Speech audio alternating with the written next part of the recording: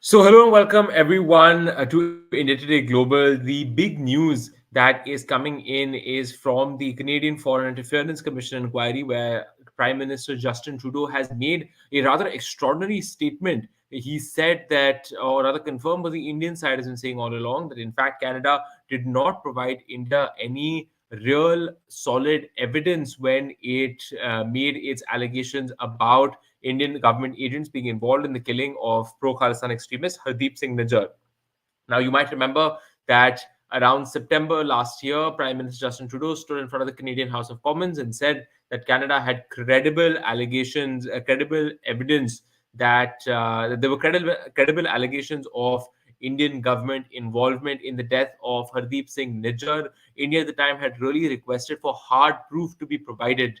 That did not happen necessarily. And what you're seeing now is just this diplomatic battle that's been waged over the last couple of days over this salient issue, which is Canada saying that we provided irrefutable evidence and India saying we haven't seen anything at all. Now, Trudeau today, in a bite that we'll play for you in a moment, said that in fact uh, that when he first brought the allegations to light to the Indian government, he went to the government of India, including the Prime Minister Narendra Modi, showed that there was credible intelligence, which the Canadians had picked up, but not hard evidence that the Indian side needed, presented that information to the government of India, and the government of India asked for more evidence from the Canadian side. They wanted Canada to show exactly what Canada had on, linking government agents to the death of Hardeep Singh Nijjar, and Canada in turn requested India to open up its security services and its intelligence services to an joint investigation with the Canadians, which India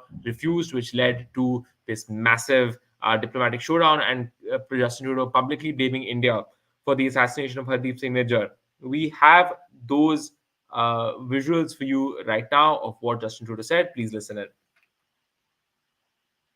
India to cooperate with us. Their asks of us was, well, how much do you know? Give us the evidence you have on this. And our response was, well, it's within your security agencies. You should be looking into how much they know. You should be engaging. It's, oh, no, tell us what you know. Show us the evidence. And at that point, it was primarily intelligence, not hard evidentiary proof. So we said, well, let's work together and look into your security services, and maybe we can get that done. No.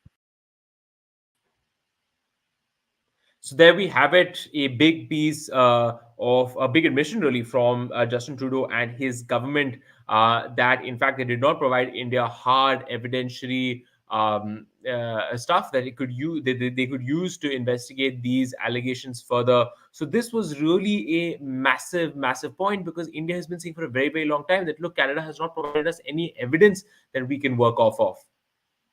We now also have some other visuals of just the relationship. This is the visual of the meeting between Prime Minister Modi and Justin Trudeau. These two gentlemen, of course, according to Trudeau, also met.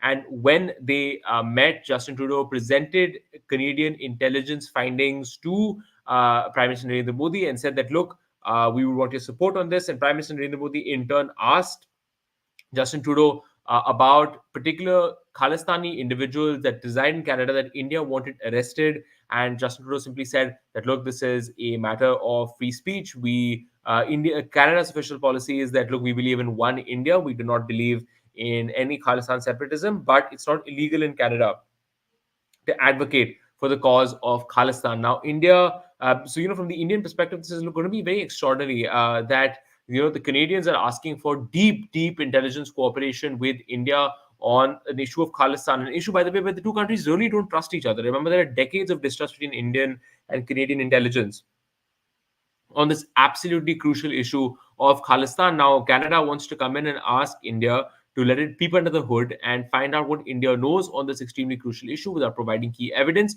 When India asks Canadian intelligence to provide to essentially scratch India's back in some ways, Canadian intelligence has not done that. The Canadian government said, look, this is a free speech matter. So if Canada is not willing to accommodate India, why in the world would India be willing to accommodate Canada? So this is a massive revelation coming in today, this massive admission by Justin Trudeau. Other massive revelations, of course, also coming in that that after the Canadians returned, the Canadians also, of course, making this big statement, Justin Trudeau saying that, look, we knew about these allegations, and if we wanted, we could have made the G20, which India hosted last year, you might remember, we could have made G20 very, very difficult for India. These are his words, not mine. That Canada could have made the G20 extremely difficult for India. It chose not to do so. Instead, Justin Trudeau met Prime Minister Narendra Modi. So Justin Trudeau flexing his muscles a little there, saying that we could have made things very difficult for India. We chose not to.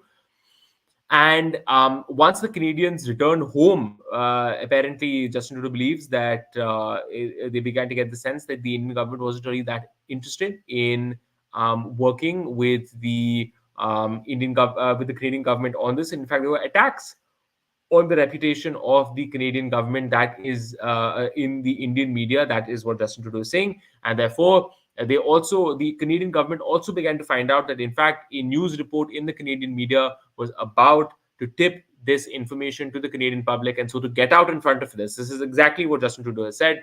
He said that in order to get out in front of it, we have to get this information out to the Canadians. We need to get ahead of the story, and so Justin Trudeau, in September 2023, made that statement in the House of Commons where he accused Indian government agents of potentially being involved in the killing of Hardeep Singh Nijjar. So this entire series of events, of course, proving that India, in fact, was not provided the intelligence, was not provided the evidence it needed rather than intelligence to go ahead and cooperate with Canada. And of course, just a month later, just a month or so later, you had Canada making this massive public revelation. So you can see why India is so annoyed with Canada on this matter, because these are generally matters that are dealt with quietly behind closed doors between countries. Instead, it has become public theater. The Indian officials will justly ask that, look, you provided us intelligence, you asked us for cooperation. You refused to give us cooperation on subjects that were a matter of great interest to us, but you want us to help you on your issue. And while these conversations are still ongoing, just a little while after that,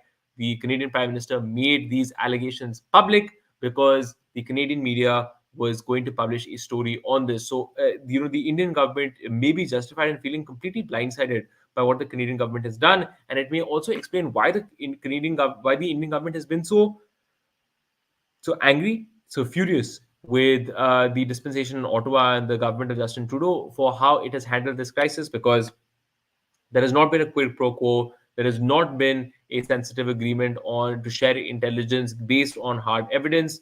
Simply Canada demanding what it wants, unwilling to give India what it wants on matters of national security. Justin Trudeau also, if I may also point out, also said very, very clearly that, hey, look, we knew that the 6 Indian diplomats we were going to expel, we asked them to waive their diplomatic immunity. They, of course, did not. And he said that, look, we would not have done it as well in certain areas. And because they didn't waive their diplomatic immunity, we expelled them.